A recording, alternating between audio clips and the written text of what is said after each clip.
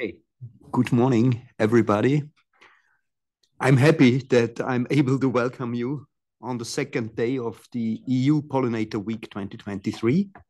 And a special welcome to all our interested guests and representatives of the EU institutions that are participating either in person here in the room or online.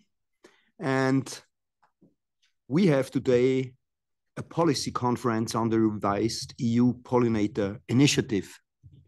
I am Heide. I'm a member of the European Parliament. So usually I'm not in the role of the moderator, but let me say, I would describe myself as moderate.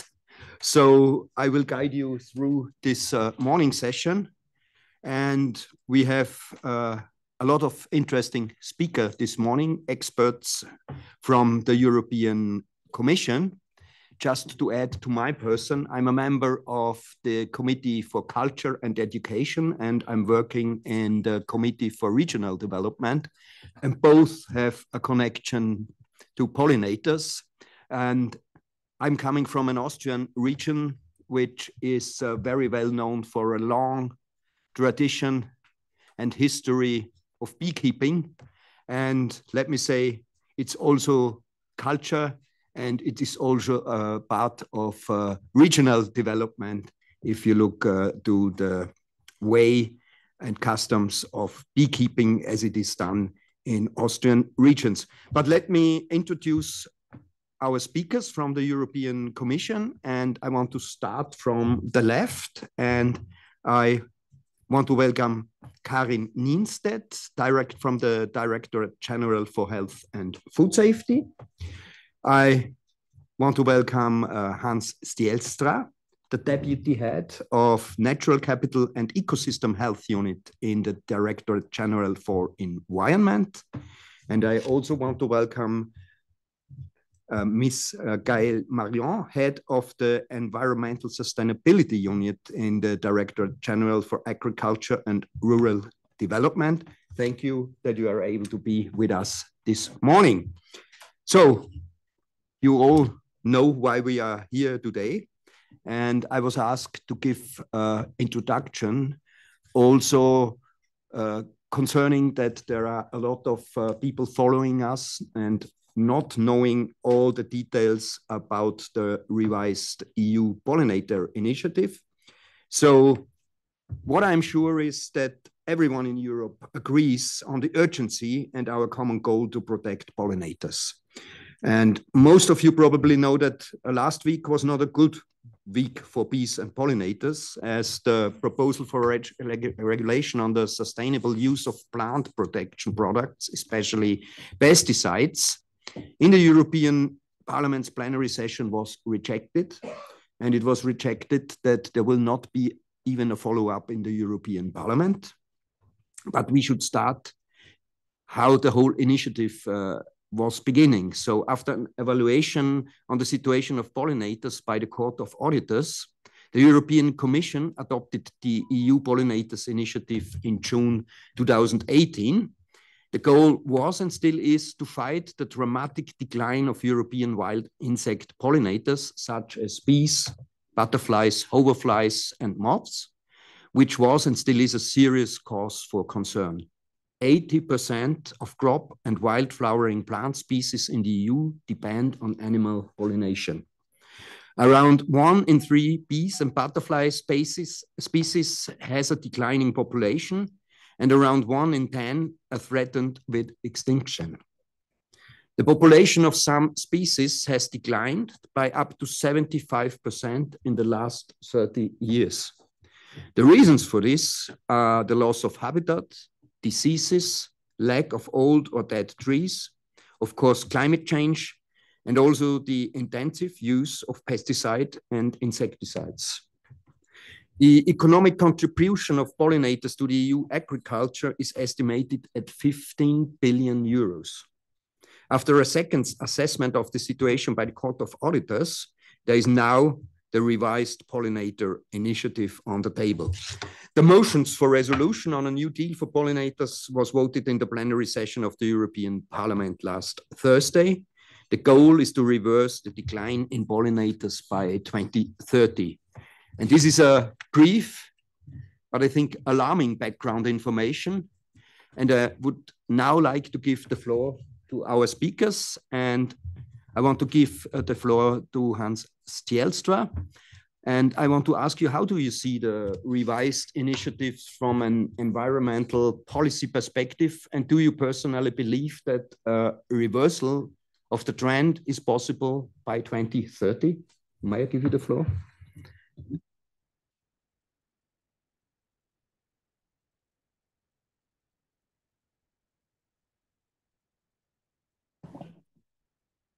The wrong button. Okay. Okay, good. Thank you very much for the introduction. And if you see me looking at my phone, it's because I forgot my printed notes. So I'm looking at my phone for the notes. It's not that I'm sending WhatsApps while I'm speaking or something like that. Not at all. I'm just I need this for guidance for myself.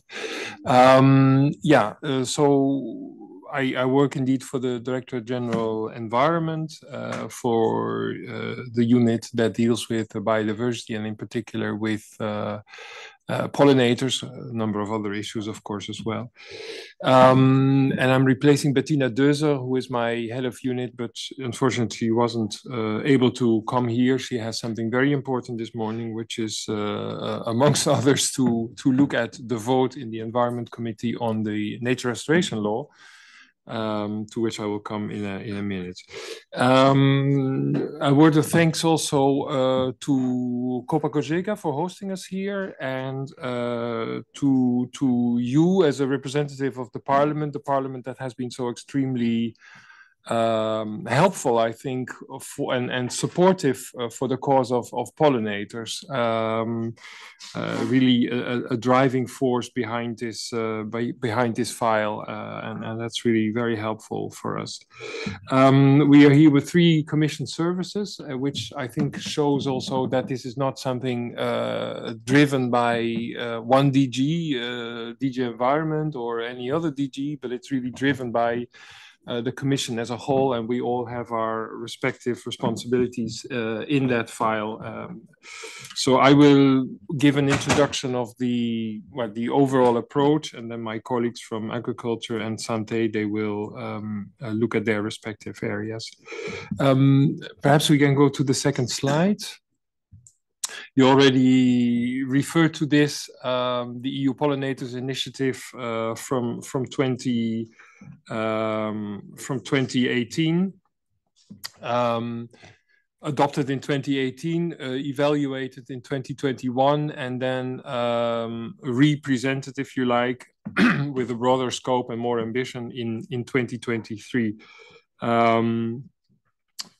I think we've really achieved quite a lot in these last couple of years, setting up the essential governance and the monitoring infrastructure. We've been trying to mainstream pollinator conservation across sectors, and we've been trying to raise awareness about the importance of pollinators. And it's difficult to judge, of course, whether we have fully achieved what we wanted to achieve, but because I guess we're all a little bit in our own tunnels.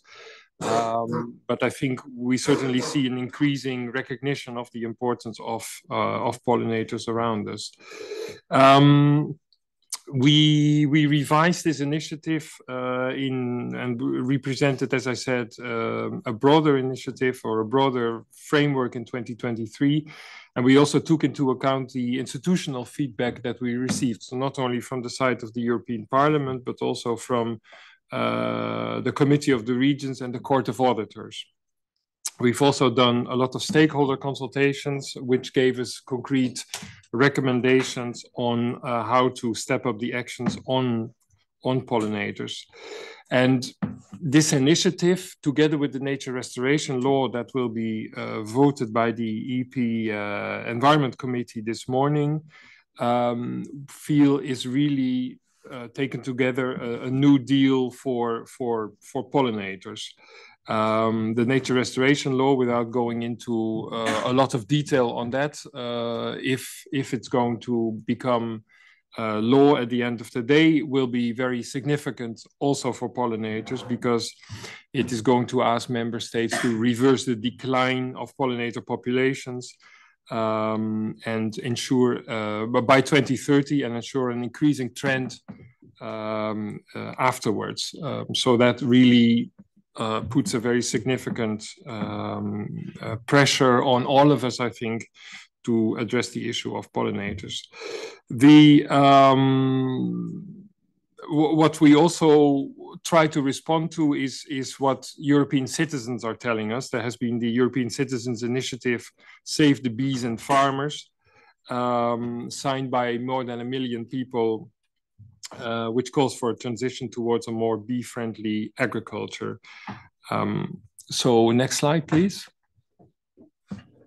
So what we have in this new action framework, in this new deal for pollinators, is a range of actions. So 42 actions over 3 pillars, as you see here. One to improve knowledge, the second one to address the drivers of pollinator decline, and the third one to mobilize society and to ensure better cooperation between all those actors involved. Next slide, please. So specifically when it comes to knowledge, thank you. So specifically when it comes to knowledge, of course, it is very important to try to underpin policy with respect to pollinators with the best possible data and information and knowledge. So that's what we're trying to do through this series of actions. We are working with member states on options for a pollinator monitoring scheme, so that we are able to map the distribution and the state and the trends of pollinator populations at the right level of detail. And again, I think when it comes to monitoring pollinators, the nature restoration law will give us a big push. The second point is that we try to do this through an integrated monitoring framework, where we also try to map all the causes and the drivers of pollinator decline. We will rely on Horizon Europe, as well as national research efforts, which we hope will provide us with the tools and the actionable knowledge that we need in order to design the most effective policies. Another point worth mentioning is that the data and the information that we plan to collect under this initiative will also be useful for the update of the red list assessments, which will give us an indication of where the individual species stand, the level of threat to the individual species. And then, of course, we try to not only use all this information to develop policies and instruments, but also to promote capacity building. And I think one important area that I would like to highlight in this area is taxonomy. We are worried that taxonomic knowledge is too limited in order to be able to establish throughout the EU what is the state of pollinator population. So we put particular emphasis on trying to work with other organizations to increase taxonomic knowledge. Okay, now I go to the next slide myself. I manage. This slide is about the drivers of pollinator decline. The main drivers, as I think we are all aware, are land use change, intensive agricultural practices, the use of pesticides, environmental pollution in general, invasive alien species, and climate change. And in this initiative, we try to address all those factors. When it comes to, well, one very significant strand of action is, of course, around conservation. So conservation of nature, or ultimately restoration of nature. And what we have taken as an ambition, both in the biodiversity strategy and in the global biodiversity framework that was adopted last year, was it already, in Montreal, is to increase the amount of protected area in the EU by up to 30% by 2030. So that is quite a significant development if we manage to get there in order to protect nature in general and pollinators specifically. And in that effort of protecting areas, we also want to focus on the corridors in the same way as we focus on the corridors for wildlife. We would also like to specifically focus on corridors for pollinators. So that we are not only protecting individual bits of land, but that we also protect the links between those bits of land, so that we allow pollinators to roam more freely and to have a higher diversity of those species. We also want to address the loss of of habitats in agricultural landscapes, and to reduce the impacts of pesticide use, to which my two colleagues will certainly speak. But it's not only about agriculture, it's also about urban areas, which can provide a valuable refuge for pollinators.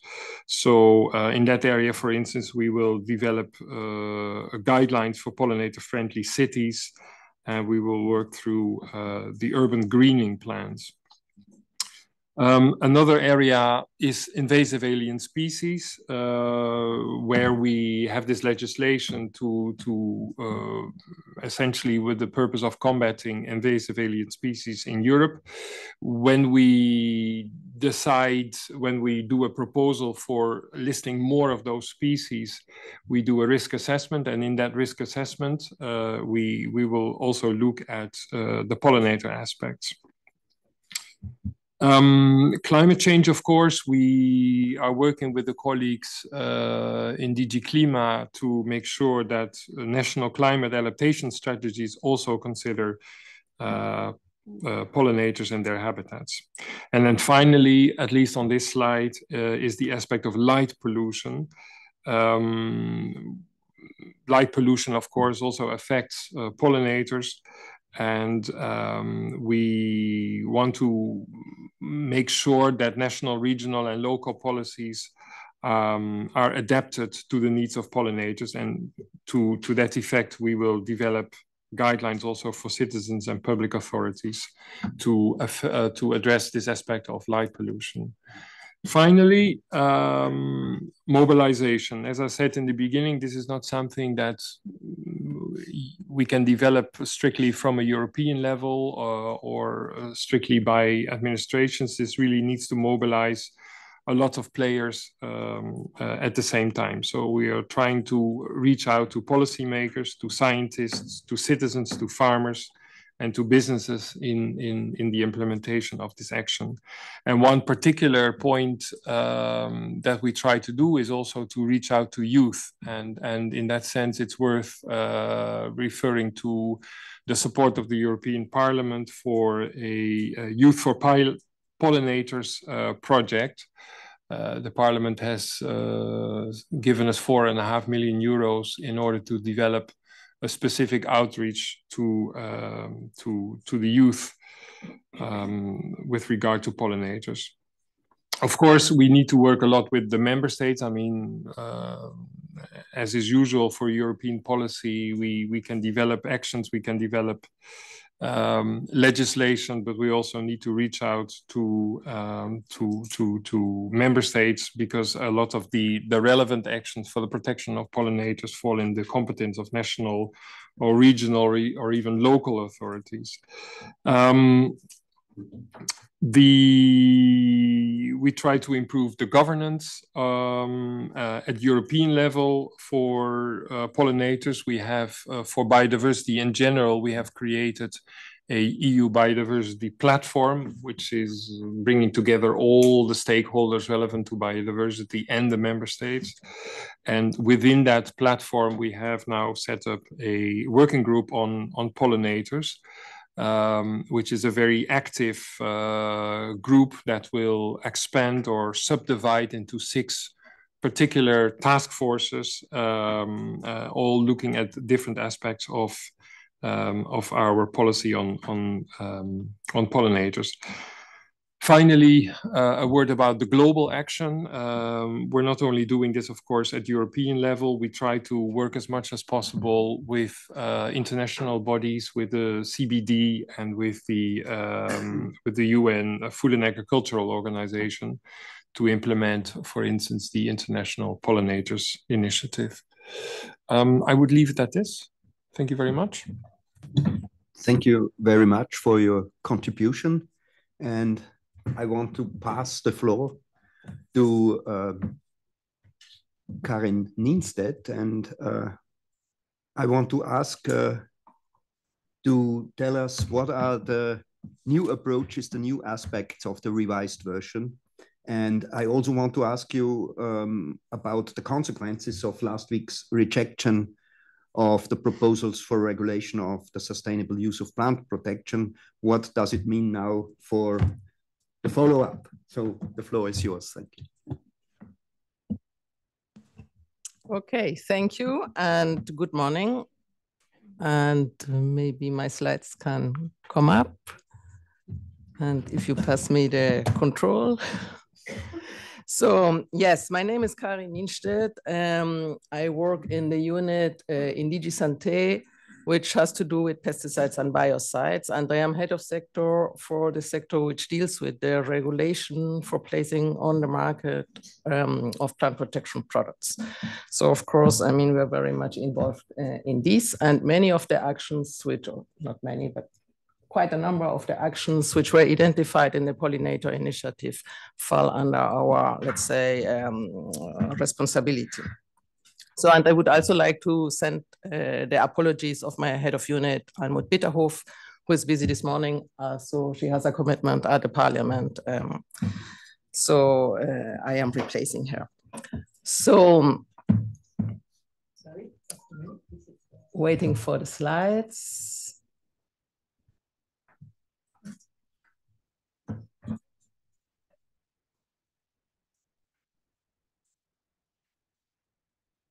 So maybe while we're waiting for the slides, the first 2, let's say, actions we had identified, which are the one on ensure that professional users of plant protection products implement IPM in a, let's say, better way, that there is an improvement. And also the other action, which was the improvement of the existing harmonized risk indicators or developing new ones. These fall under another unit in DG SANTE, which is the unit F3, which deals with the Sustainable Use Directive and the Sustainable Use Regulation.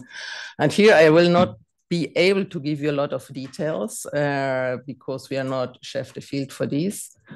But concerning the question of our chair about the sustainable use regulation, I mean, these 2 points were actually addressed in the proposal for the sustainable use regulation the Commission put forward. And as it was explained before, there was a negative vote at the Parliament last week. But the discussions at the co-decision are, let's say, still ongoing because the Council is looking at it now. So the first reading was rejected by the Parliament, but the Council is still working on it. Depending on the outcome at the Council, it may go into a second reading. So that's to be seen. That's everything I can tell you for these 2 actions. So as regards action 6.3. This deals with emergency authorizations. And here, I mean, we need to also see these in the context of the judgment in case C-162/21, which you may be aware of beginning of this year. the consequences of this judgment are that for all active substances for which restrictions have been taken or which have been banned as a consequence of a risk assessment, there is no possibility anymore to grant emergency authorizations by member state. This is crystal clear and the judgment is legally binding. So what the Commission is doing now is to analyze if there are any other wider implications. And what we are going to do in the first step is also to amend the guidance document on emergency authorizations, which is under review and where we are already working on.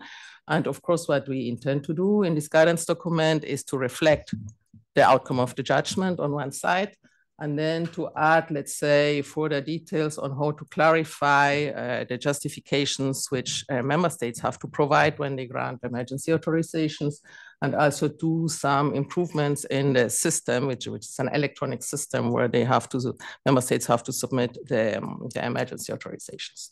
So that is ongoing, the update of this guidance document. What we are also, we did it in the past and we will continue to do that, is to monitor the emergency authorizations which are granted. And if we have, let's say, any concern, we will mandate EFSA to look at it. And if there is no justification provided, or it's there's no justification to grant these emergency authorizations, we will take decisions to tell member states not to repeat these emergency authorizations. So that is something we did in the past and we will continue to do so. And as a third thing, we have mandated EFSA to develop specific protocols to be able to assess the justifications which member states are giving for granting this emergency authorization. So this is work which is ongoing. EFSA is working on it, and we will see the results in the next year, if I am not mistaken. So that's for emergency authorizations. So I move then to other actions which are related to the risk assessment to pollinators. And here, I mean, just before going into the detail of what happened lately, maybe a little bit of a background. Probably you are all aware, but I just want to repeat. So at the moment, the status quo is still a guidance document of 2002 on terrestrial ecotoxicology, which also covers bees. There was a guidance document from EFSA in 2013, which was never endorsed by the member states in the standing committee, despite several efforts over several years. And because of that, we had mandated in 2019 EFSA to review this guidance document of 2013 and to take into account all the new science which have been, let's say, produced during these years. So this new guidance document has now been adopted by EFSA in May this year. And if I am not mistaken, there will be a detailed presentation of EFSA in the next session. So I refer you to that for the content. But of course, now we need to see what we do with this published new EFSA B guidance document. And the normal, let's say, procedure is to endorse these documents by the Standing Committee on Plants, Animals, Food and Feed. In this case, it's a bit more complicated process, because before endorsement, we need to update 3 implementing regulations, which are the one on the uniform principles for the evaluation and authorization of plant protection products, and 2 implementing regulations concerning data requirements for active substances and for plant protection products. So and only after these 3 implementing regulations have been updated, we will be in condition to endorse the guidance document at the Standing Committee. So we have already started discussing with the Standing Committee on, let's say, the endorsement and the need to update these 3 implementing regulations. We have advanced drafts, let's say, which we will initiate discussions on the basis of these concrete drafts with member states pretty soon. Just for you to know, apologies, I should put this on mute. It is on mute.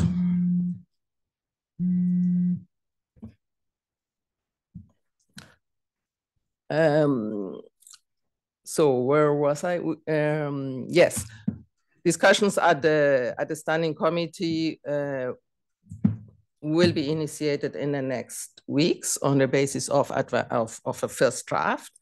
And once the texts are mature, I mean, just for you to know, they will be, of course, voted at the standing committee. But before voting, there will be a feedback mechanism. So stakeholders will be consulted. There will be a public consultation. And after the vote, there is also scrutiny of the council and the parliament. So they will also have a say there. Yeah, and after all this process, we will endorse the guidance document. And what we expect is that we will finalize the whole process next year. So before end of the year, we will have the implementing regulations in place and the guidance document adopted. So what about non-bee pollinators? I mean, I forgot to mention the guidance document of EFSA. EFSA will detail that, but one important change is that they expand from Apis mellifera, honeybee, to bombus species and to solitary bees. And that's also one of the reasons we need to make these changes to the implementing regulations. So, but what about non-bee pollinators?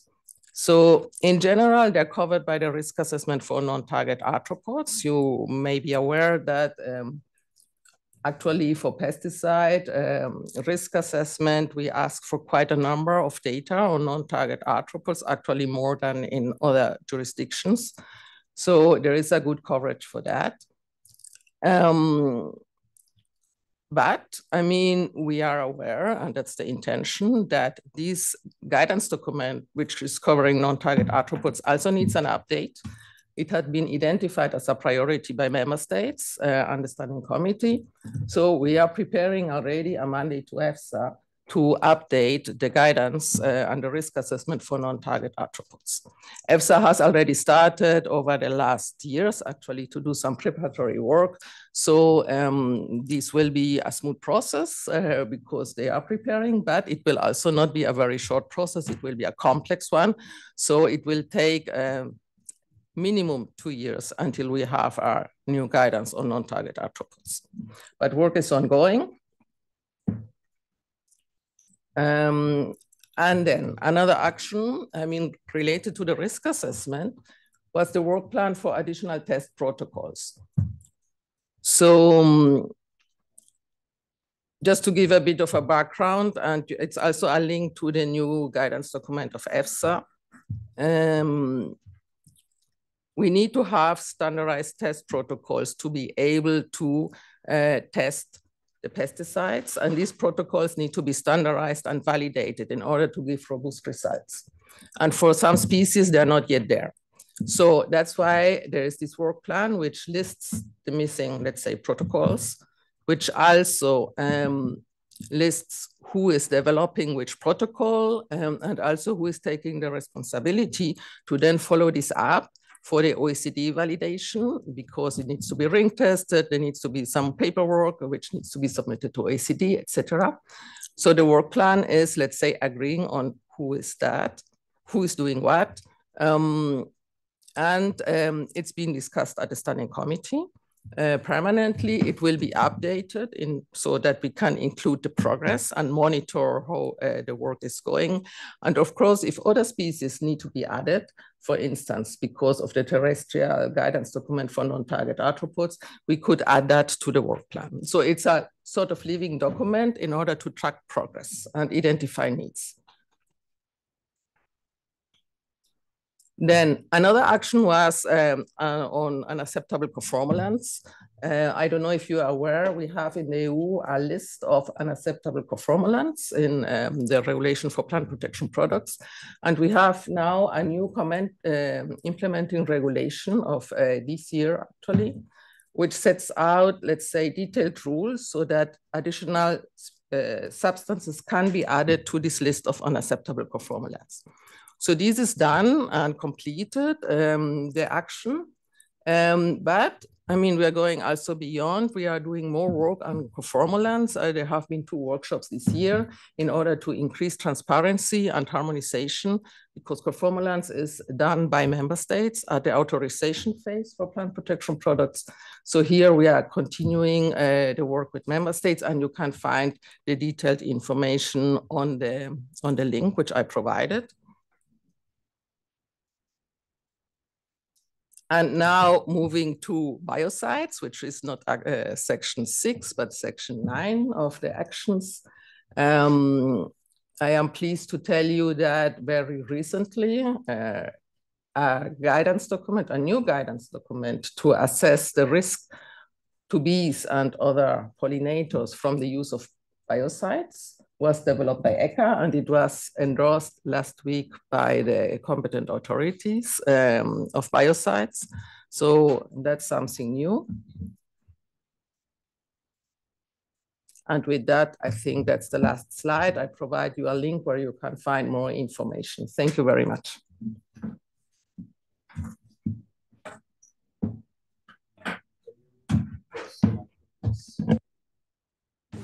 So thank you very much for your overview. We are coming now to a very crucial element. It's the point of view from agriculture and rural developments side. And I also want to address the European Citizens Initiative that was named Save Bees and Farmers.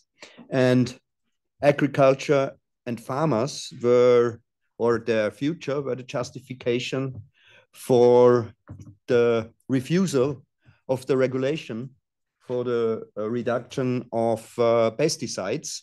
So I want to give the floor now to Mrs. Gaelle, Marion. The floor is yours. Thank you very much, Mr. Chair, and thank you very much for the invitation to this interesting and important event. So I'm very happy to be with you. And as was mentioned, many factors influence the life of or the decline of pollinators, of wild pollinators. But clearly, agriculture is a part of the issue. But of course, having certain negative impacts through especially the use of pesticides, but also because agriculture can offer favorable conditions to pollinators. So agriculture is also part of the solution. And also we have to keep in mind that pollinators are important also for agriculture. So it's keeping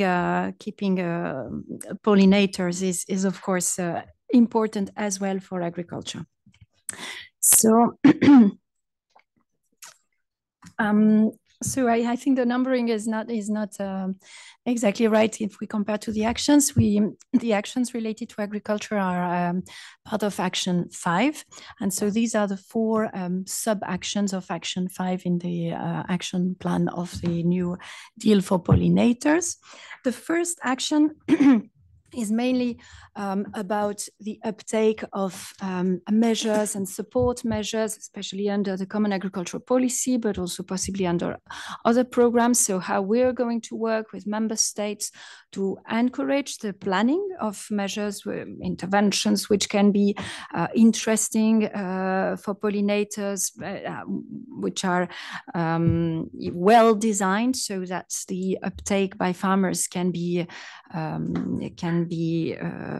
efficient. And so that's the first action. Also some reflections on how we can do better under our policies to make sure that agricultural activity is more synergetical with the protection of pollinators.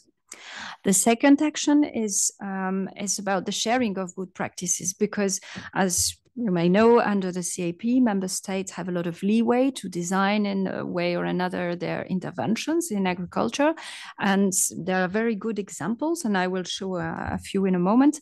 There are very good examples, and it's important to share these examples to inspire from one territory to another what is done.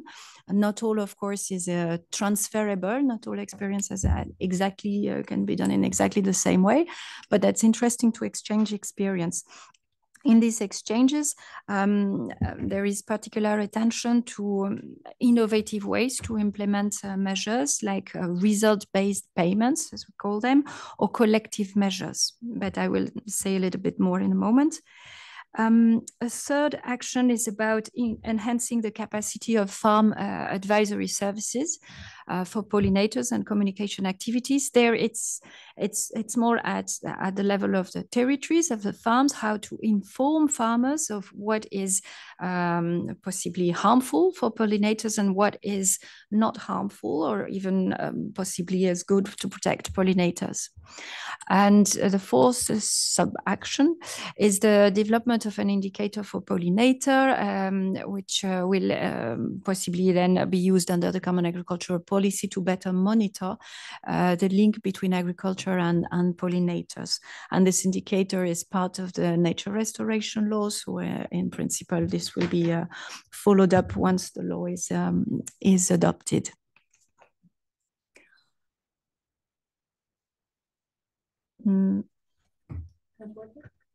Or maybe I don't press the right one. Yes, the right one. Yes. Do you want to? Well. I mean, before it was working, so I don't know. Well, Okay. It has to be in presentation mode, I think. Yeah, I don't know why. Like every time that I put it in presentation mode, it gets out of the document on the screen. So that's why I kept it like this. I'm sorry for this. No. On the first sub-action under Action 5, so about the uptake of interventions and support to farmers, which can be positive for stop the decline of pollinators. First, to mention that the new CAP framework has clearly increased its ambition for environment and climate. The whole framework is more demanding for farmers, with an enhanced conditionality, but also with more funds to be dedicated to environmental and climate objectives. So eco schemes now under the first pillar, but still the necessity to dedicate at least 35% of the rural development instruments for environmental and climate objectives. So under this framework, there is already more that is done compared to the previous CAP. But we know that there are still continued efforts to be done. Some interventions we can find in both eco schemes or agri-environmental management, and which are expected to produce positive impacts on pollinators.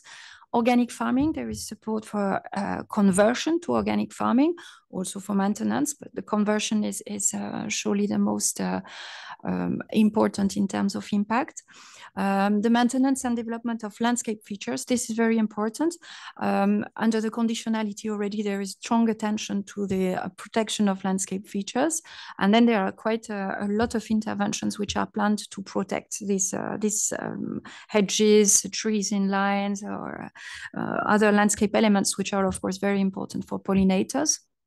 And of course, there's a third package of interventions, of stream of actions, is to reduce the use and risk of pesticides. So there also member states have planned interventions to compensate farmers when they switch to a system with a non-use of pesticide, or a strong decrease in the use of pesticides. And when they will use precision technologies or integrated pest management practices. With this, next slide, please. So to look a little bit more into these examples, because they are important to illustrate that things are happening already. So certain interventions target very specifically pollinators. So that happens in Spain, but also some agri-environment management commitments, which are designed to create biodiversity relevant coverage, or improving the pollinator potential of bees, the management of beekeeping units for the purpose of pollination, the promotion of natural pollinators, etc. Another thing to mention is whole farm systems approach, like agroforestry or agroecology, which can also be very favorable to protection of biodiversity in general. And There are also under the CAP payments for Natura 2000 in Natura 2000 areas. These are not often mentioned, but they are important. They support farmers who are in Natura 2000 areas and have to respect a number of obligations and requirements which have been agreed under the priority action framework. And there they can get compensation for their efforts. The next slide. I hope, Mr. Heide, you will find it particularly interesting because my colleagues dig the examples from Austria, apparently indeed making specific efforts for environmental and biodiversity through their CAP measures. So support for creating biodiversity of flowering areas covering up to 7% of arable land or grassland of farmers. The reseed of biodiversity area with very rich species, regional seed mixtures with minimum 30 species. So this kind of examples. So how farmers can be incentivized and compensated for creating meadows with more species that can be friendly for pollinators. And other areas, buffer strips with certain types of flowers and species, these kinds of things. I will let you all read these examples, but these show that there are a lot of things happening already on the spot, and maybe it's time for the next slide. And so it's important that we also support, and that's what we are doing, support the exchange of these good practices. And among the sharing of good practices, we will try to put particular focus on result-based payments and collective measures, which are also happening. So result-based payments would be payments to farmers which are based really solely on the results. How many species in a given meadow, or how many species finally are present in a given buffer strips, these kind of things. While collective measures means measures which are implemented by a group of farmers, and that's particularly interesting because, of course, connectivity between the different areas for pollinators is very relevant. Individual actions by farmers is already good, of course, but when they can be designed at landscape level, they have an even better effect. So there are examples of these types of relatively innovative interventions. They are more challenging from implementation point of view, so administrative constraints are still there, so they're a bit more complex, but there are really good examples, and we'll continue to trigger example of exchanges of practices on these innovative kind of supports. Next slide, please. So finally, perhaps most operationally, the third action is about enhancing capacity of advisory services, and through that there will be a workshop organized in June next year on pollinator conservation in agriculture, which will involve not just advisors, but also researchers, the managing authorities of the programs, but also farmers and other actors, in a way to really see what can be improved in the advisory services, what are the needs, which good practice can already be exchanged in this area. So unfortunately, I think the date is not yet fixed. So we'll come back to that when the date is fixed, but you can already note this. And finally, on the fourth action, it's as it's an indicator that is part of the nature restoration law. Once the law will be approved, work will be kicked off to prepare this new indicator. There are already some preparatory work being conducted with our colleagues from DG Environment. Happy to. Thank you very much for your presentation, and many thanks to all of our speakers for the informative statements and insights in the issue. We have also other EU institutions present, either online or here in the room. And I want to ask if there is any feedback of the representatives of the Court of Auditors, the Committee of the Regions, or from the Economic and Social Committee. Who wants to take the floor? Yeah, you have. No, it's so the court, Mihaela from the Court of Auditor, it's following us online. So. Good morning. But we cannot hear her. So we cannot hear you yet. Oh, let's try to. Mrs. Vacarasu. But we try. I don't know if it's getting. Okay, so before we. So I want to give, as long as we haven't solved the technical problem, then I want to pass the floor to. Well, thank you, Mr. Chairman. My name is Stoyan TCHOUKANOV. I'm representing the European Economic and Social Committee. And because you have some technical issues, I'm taking the opportunity to take the floor. I hope you don't mind, no, right? Okay, so I don't know how familiar you are, what is the European Economic and Social Committee, but actually we are representing the organized civil society, and that's the platform that actually the civil society organization can express their vision about the proposal coming from the Commission and going to the Parliament. So we have 3 groups in our committee representing the employees, which is mostly the large organization from different stakeholders in this field, banks, industrials, etc.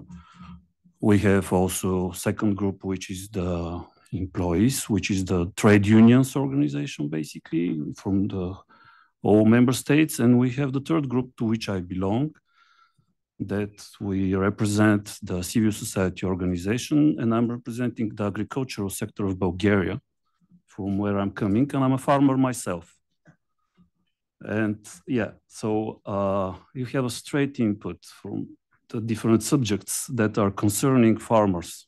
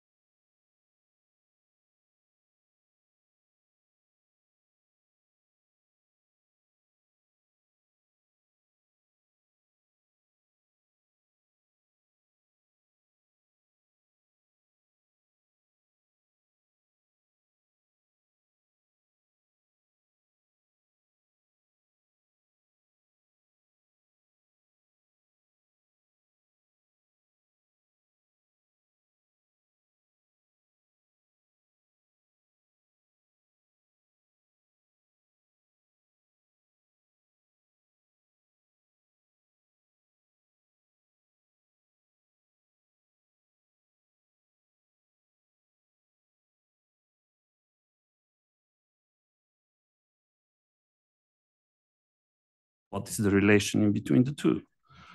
And because a lot has been said by the representatives of the Commission, that's why I'm going a little bit more in the details that are coming from the field. And yes, I think education, it's very, very important, and how to spread the knowledge in between the farmers, because sometimes we are just not really aware what we're doing, and then we are just suffering the results. To give you a good example, because Madame Marion mentioned Bulgaria just in her presentation, but that's a good example how under the new strategic plan that is actually, we are applying the new strategic plan for the first year, and we are deriving data from what was the implementation from the new strategic plan for the first time this year in the autumn. Now we just got the data from the side of the European Commission, but we had this data on the member states level, especially in Bulgaria. So once the opportunity was given to the farmers through this new intervention, actually, to save the wild pollinators. And it's interesting because the interest was surpassing 400% the budget that was dedicated. For example, in comparison, the budget for the infrastructure, the elements of the landscape, ecologically dedicated elements of the landscape, that's how we call these eco schemes in Bulgaria, the demand for the budget was only 20%.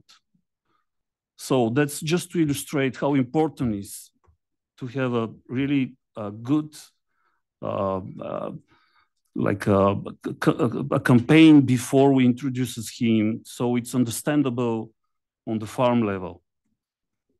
And then the people are interested because we are looking for this not as much as a compensation, but much more as incentives, which is our, let's say, guideline and proposal for eventually the next CAP, post-2027. This is just one bullet point. Another point is that, as you probably know, we are external border of the European Union. So it's hard to compete with the farmers from the other side of the border that they are not only using the PPPs that are banned in the European Union, but sometimes they are importing PPPs from the European Union that we cannot use in our farms, but they are using over there. So it's a matter of competitiveness, because by using those products for plant protection, they are more competitive. And we have a very common climate circumstances, because especially the countries on the south, we are facing a lot of problems and a lot of invasive species that are coming because of the climate change. So all of this is related, and we have to really listen to the voice of the organized civil society, because we are representing those people that are facing all these troubles and problems. We cannot just eliminate all the pesticides, believe me or not. It's not my favorite type of treatment, but it's necessary. We cannot close the pharmacies here in Brussels, right? Because it's just important. And that's what the pesticides are for our production. But we can kind of facilitate the life and the work of the farmers through more education and more comprehensive eco schemes that are useful for everyone. And just to finish with this, here is the key role of the European Economic and Social Committee, because we can spread all this legislative process through our large network of different organizations, because we are all representing different organizations. And when I go back to Bulgaria, in my own agricultural organization, we are trying to organize seminars and to explain what the Brussels is thinking and where the Brussels is going with this or that legislative act. And that's very important. Thank you. Thank you very much for your intervention, and especially for your personal view as a farmer and your perspective in all these topics. We have another try for Madam Vacarasu, if I spell it right. Yes. Yeah, we can have another try, but I'm not sure you can hear me. Can you hear me? Yes, we can hear you. Ah, excellent, excellent. Played a little bit around with Zoom, and it seemed it worked. So good morning, everyone from Luxembourg. Thank you very much for your invitation to this panel. on the revised EU Pollinators Initiative. I'm sorry that I couldn't make it in person. So I am Mihaela Vacarasu. I am a senior auditor here at the European Court of Auditors, and I also led an audit on the Commission action to protect wild pollinators in the EU in 2020. So I'm here to say a few words about that particular audit and also what happened after that. So our audit focused on the EU Pollinators Initiative, so the 2018 Pollinators Initiative. At that time, it was being implemented by the Commission. And the key EU policies that address the main threats to pollinators, namely biodiversity conservation measures, so EU Biodiversity Strategy, Habitats Directive, LIFE program, the Common Agricultural Policy, and the pesticides legislation. Our audit identified gaps in all these three key policies and considered that the Pollinators Initiative does not have the tools and mechanisms to address them. So we recommended the Commission to improve the governance and control mechanisms on the Pollinators Initiative, but also to assess the need to enlarge the scope of the Pollinators Initiative. We also recommended to better integrate measures for wild pollinators in biodiversity conservation measures, but also in the Common Agricultural Policy.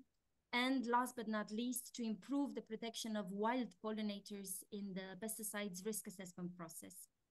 So most of these recommendations had as deadline 2023. So we are currently in the process of reviewing if the Commission took adequate and timely corrective action. So I cannot say too much about that process because it is ongoing. But what I can say is that since the publication of our report, the Commission indeed has taken a number of measures in all these areas that in which we recommended the action to be taken. So, of course, the first EU Pollinators Initiative was reviewed in 2021, and then it was revised in 2023. Its scope has also been extended because we've noticed that climate change, biocides, light pollution are now mentioned also in the initiative. Also, the Commission put forward the proposal for a nature restoration law, which includes for the first time a target to reverse the decline of pollinators population by 2030.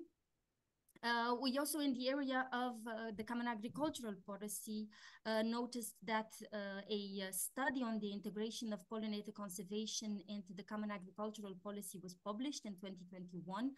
So it was a study that looked at what measures were already integrated in the rural development programs by the member states so that they can be used as lessons learned for the new programming period. So for member states to include such actions also in the CAP strategic plans for 2023-2027.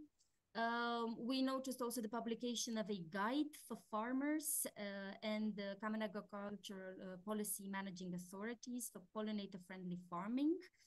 And what concerns the pesticides policy, the Commission published the proposal to revise, of course, the Sustainable Use Directive, but we know that that didn't lead to much change.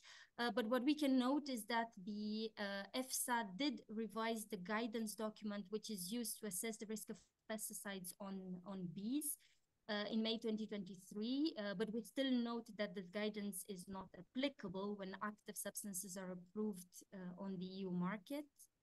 And as already mentioned by the colleague from DG SANTE, I want to mention again this important step that was the judgment of the European Court of Justice from January 2023, which stated that member states can no longer grant emergency authorizations for neonicotinoids that were banned for outdoor use. Because in our report, we were pointing towards the increasing use of emergency authorizations for neonicotinoids in the member states after the partial ban, but also after the full ban for outdoor use in 2018. As you can see, many things have changed since 2020. Now, we cannot say at this point whether all these actions were sufficient to address all the weaknesses that we highlighted in our report. But what I can say is that the result of our follow-up will be available in the third quarter of 2024, embedded in the annual report of the European Court of Auditors. Now, if you're interested in finding more about the work that we have conducted in 2020, but also on the recommendations that we issued to the Commission, I will be happy to take your questions in the Q&A session. Thank you. Thank you very much. Here in the room, the people attending had problems with understanding you because the speakers did not work, but it works with a headphone. So with a headphone, it would have worked, but this is all recorded and you have the opportunity to hear what the point of view from the European Court of Auditors is. It was a look back on the audit from 2020 about the follow-up and the developments, and I think it's worth to hear it if you look online or you watch online the recording of the statement. I now want to ask if there is a feedback from the Committee of the Regions. Please. Okay. Well, first of all, thank you very much for inviting us and for organizing this. My name is Marta Mansanet Canovas. I'm Policy Officer of the ENVI Commission of the European Committee of the Regions. And sorry, the European Committee of the Regions is the voice of the cities and regions in the European Union. It is a consultative advisory body to the European Union and gathers more than 600 local and regional authorities from the 27 member states. We organize meetings, plenaries, debates to discuss about the priorities of the political priorities of the European Union, but then also about the local and regional matters. And then we adopt opinions on European Union legislation. So the main goal of these opinions is to provide feedback and to provide input to the EU institutions, especially to the European Commission, to the Parliament and to the Council, on the elements, policies and legislation that have elements that are relevant for local and regional authorities. Within this framework, with these opinions, we adopted one opinion on Pollinators initiative in January 2022. So the main goal of this opinion was to provide feedback or input to the revision of the Pollinators initiative that has been published this year. The rapporteur of the opinion was Frida Nilsson. She is a member of the City Council in Linköping in Sweden. And the opinion was finalized in January 2022. So it doesn't have elements that have been published now in the revised initiative. But the main points of the opinions were, I'm gonna explain a bit what were the main points of the opinion. First of all, we are with you that the pollinators are essential for the well-functioning of societies, nature, and that they play a key role in food systems and in maintaining biodiversity and landscapes. So in that, we all agree. And then also we welcome the positive direction taken by the Pollinators initiative when it was implemented in 2018. But then also we were really happy to see the guide from the European Commission on pollinator-friendly cities. We also support the conclusions of the report of the Court of Auditors. But of course, there was a bit of concern because even if all these actions were being taken, there was still a decline on pollinators. yeah, we are also hopeful because we checked that the IPBES Global Assessment Report on Biodiversity and Ecosystem Services said that it's not too late. So with our opinion, we wanted to highlight the possibilities and responsibilities of local and regional authorities in accelerating the implementation of the Pollinators initiative. Because as it was mentioned, cities and regions are diverse landscape with a wide range of flora and fauna. And also local governments have a direct impact in land use, and then a green green space management and conservation efforts. As a colleague from the Commission mentioned, for example, in the terms of light pollution, cities and regions are the almost not the only ones, but they can play a key role in reducing light pollution. So by implementing pollinator-friendly policies at local level, for example, reducing the use of pesticides, creating green corridors, establishing green gardens, cities and regions can enhance the habitats of the pollinators. Then also cities and regions offer an opportunity to implement tailored approaches. As I can see in the slide, local and regional authorities can implement action plans and can consider the specific challenges and opportunities of each area.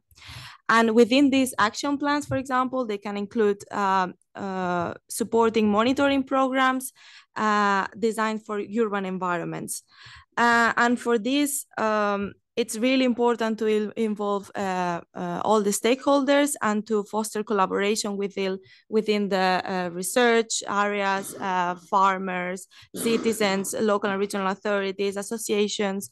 So because these kind of actions cannot be taken alone by just one actor. So collaboration is really relevant. And then finally, cities and regions can also act as communication hubs, raising awareness about the importance of pollinators, and then also education campaigns, communication campaigns in their cities and regions.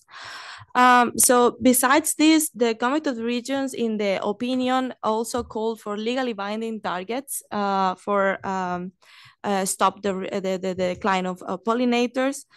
And we asked for that in the nature restoration law. So then we were really happy to see in the original proposal of the nature restoration law that there was a binding target.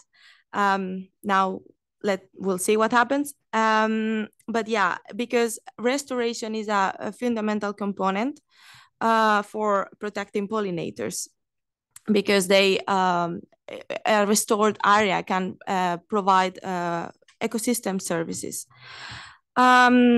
So we also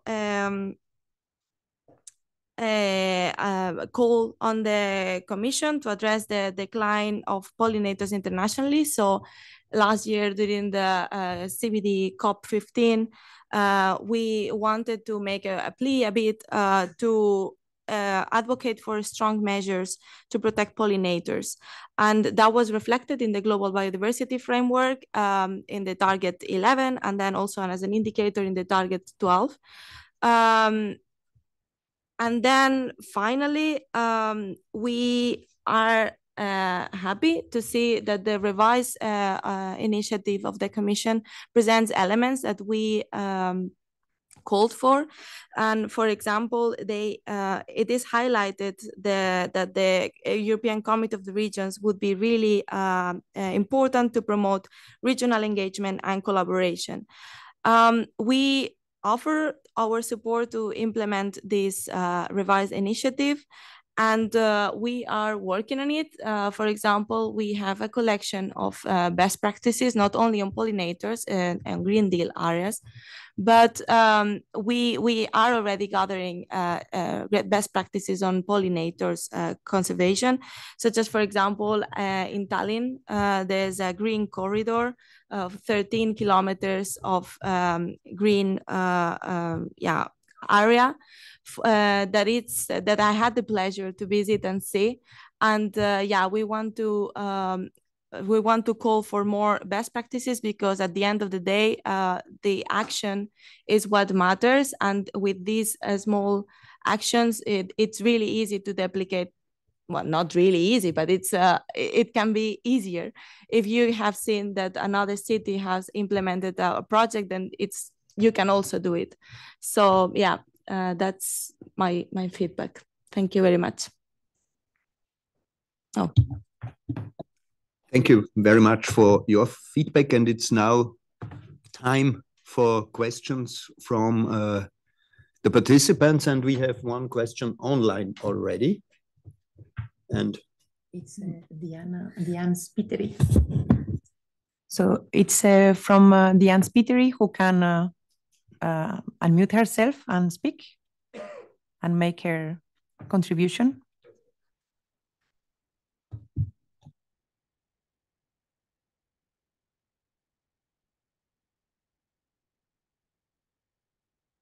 Do we know the question so that we can raise it? Maybe if she can hear us, maybe you write it in the chat and I ask to the people present if there are some questions, please, in the back. Okay, so I'm Constantin Dobrescu. I represent ROMAP, is the Federation of Romanian Beekeepers Association. And listening to the presentation from Madame Karin Nienstedt, I quote, "The Commission will continue to monitor emergency authorizations." So I find a bit worrying here two notions. One of them is continuation, and the second one is monitoring itself.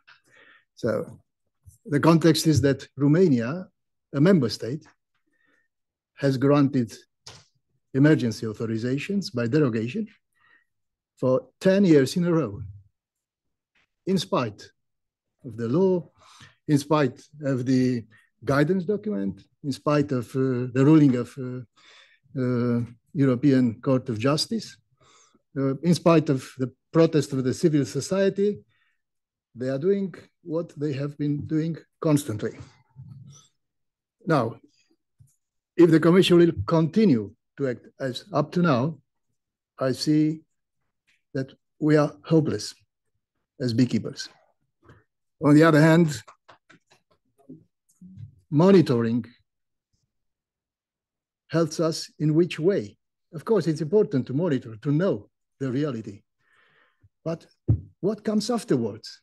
Well, so you tell us about the guidance document on emergency authorizations. The current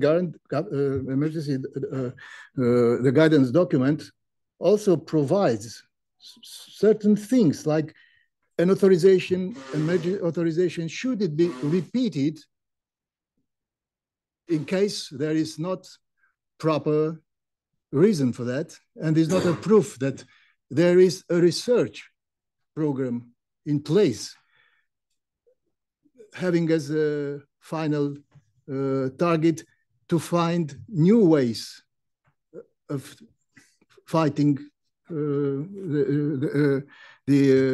all this, changing the situation, yeah, let's say. Romania has not done any such research in 10 years. Continuing will be actually the same. Shall we continue in the same way? Okay, may I ask you to close? Sure. Are there any other questions? Because I would take up 3 and then give the floor to our speakers. And I see there are much more. And I have to tell you that we have to finish on at 1:30 sharp. So I start in the back and go to the front, please. And running out. I have a question on invasive species. The Vespa velutina, Asian hornet, has been with us now for nearly 20 years. And as far as I know, in Europe, it's still only classified as being of concern. When on earth is Europe going to act to put in place a plan of control on this insect, which is causing damage not just to honeybee populations, but to the environment in general, other insects and pollinators? Thank you. A third question, and we do another row. Who wants, please? Yeah.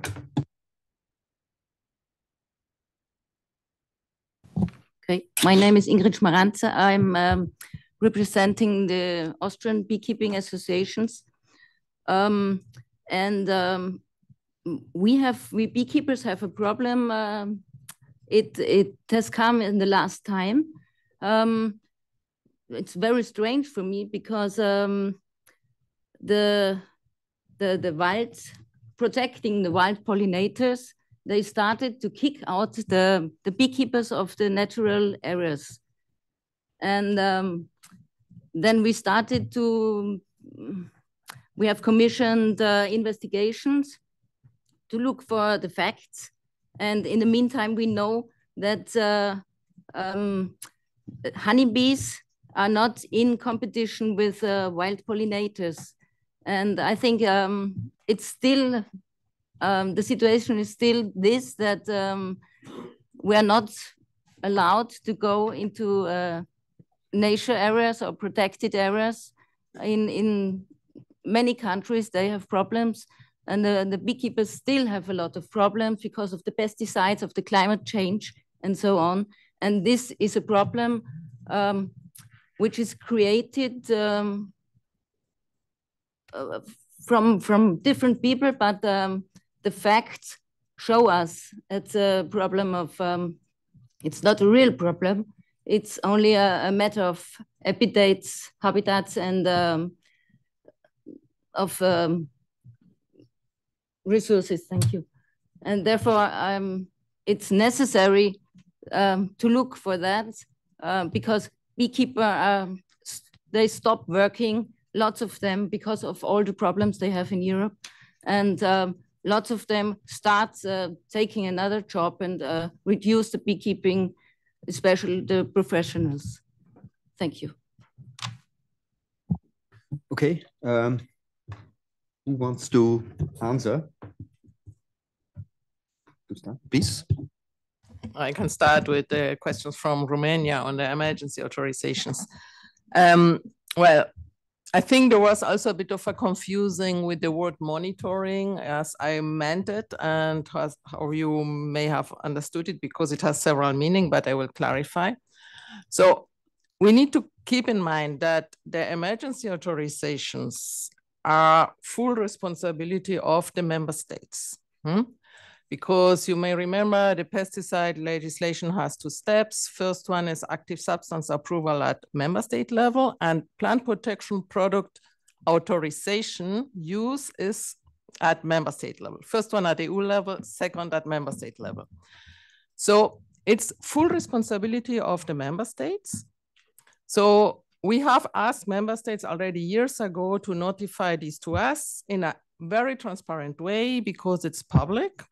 And what we do, and what I meant with monitoring, is that we keep a very careful eye on these. And if we see something which is suspicious or of concern, then we take action. So for emergency authorizations on neonics already some years ago, we asked EFSA to look at them if they're scientifically justified. And they identified some cases where they were not scientifically justified. One was Romania, and there we made commission decisions and we prohibited Romania to grant more emergency authorization of this kind. So that's done. Okay, then now we have the court case, which is legally binding for member states. I mean, in principle, there is no further action needed because the judgment is legally binding. Still, there have been some recent emergency authorizations, and there we have sent letters to the member states telling them, I mean, you should not do that. So we will see how they react now because these letters have been sent out recently. So, and what we are doing now, you mentioned the issue of research and the issue of justifications. That's why we want to amend the guidance document, because we want to make this stronger in the guidance document so that, I mean, member states need to justify better why they are granting emergency authorizations. So that is work in progress, which we are doing. And now a word on monitoring. I mean, when I mentioned monitoring, I meant keep an eye on, let's say, the emergency authorizations, but monitoring in general is important. And you said, why is it helping us? I just want to remind that, I mean, we have from the pesticide legislation point of view, there is already a legal requirement for all the professional users to keep records of what they use, where they use it, and in which concentrations. That's already in the legislation since many years. And they need to make available these records to the competent authorities if they ask for it. So, and what is new now is that in January, we have adopted an implementing regulation that these records are kept in an electronic format, which means that they would be it would be much more easy to, let's say, access this data on what pesticide is used in which field and which time. I mean, and this would feed into any monitoring program which would be, let's say, implemented at member state level, for instance. So, and it makes it also easier to provide the data to the competent authorities. So that is, let's say, a side information on monitoring more in general. And I think this gives a little bit of information. Thanks. Who wants to answer the question regarding invasive species? Yeah. So on that one, I hope we talk about the same one. This is the Asian hornet. My understanding is that this one is already listed under the invasive alien species regulation, and which means that member states are under the obligation to manage this particular species and eradicate it where possible. The fact that it's on the list doesn't mean that they can stop doing anything, of course. On the contrary, they need to manage, they need to eradicate. We know that the range of this one is expanding, and so that's causing problems and should be an incentive to work harder on that. The thing is, it's really for the member states now to act, and they can make use of EU funds, but they need to make it a priority under those EU funds. It's not that the money is simply out there. They need to make it a priority and then make use of that money. We are also doing a risk assessment of the Vespa mandarini at the moment, so that could or could not in the future become also one that is listed. And then on the other issue of the conflict between the beekeepers and the managers of protected areas, we're aware of that. We're aware of the existence of this issue. We so far don't think or don't know that it is a widespread problem. But we know that it is a problem in some places, and we have 2 Horizon projects that have just been launched that are looking into this. The idea of those projects is to build tools for the proper assessment of the capacity in a certain area for beekeeping, to avoid negative impacts on wildlife. So we're aware of it. We're looking into it. We're trying to be helpful where possible with Horizon at least. And third question? That was an answer to the third question also. So you are satisfied with it? Yeah. Okay, so after having a look on the time, I want to give the opportunity when we now meet for a break, that you are also the opportunity to ask and raise questions. And I want to keep my closing remarks very short. I want to thank our host, BeLife, for setting up this morning discussion. I want to thank the panelists and the speakers for their contribution. And I want to leave you all with one question. Will all the guidelines, actions, measures, laws, directives, and initiatives be enough to stop the decline of pollinators? So this is rather matter for discussions we can continue now at the break. So thank you very much for attending this morning session, and thank you very much once again for your contributions. Thank you. Thank you very much.